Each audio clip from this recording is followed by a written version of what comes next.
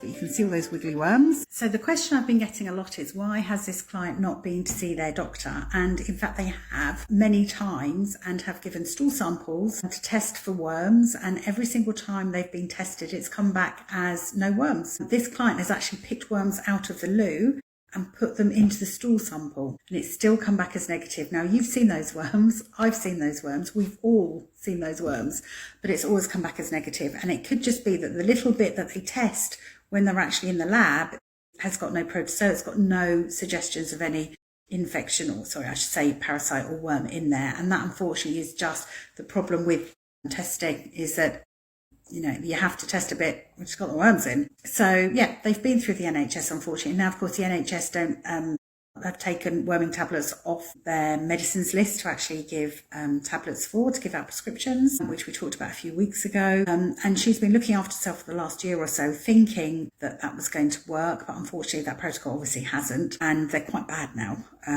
They've been growing bigger. So we at first thought that she was just reinfecting, but actually we think that she just wasn't getting rid of them. We didn't always see them during a colonic. So if you're not seeing them, it doesn't mean they're not there, but we can't say then that they are there.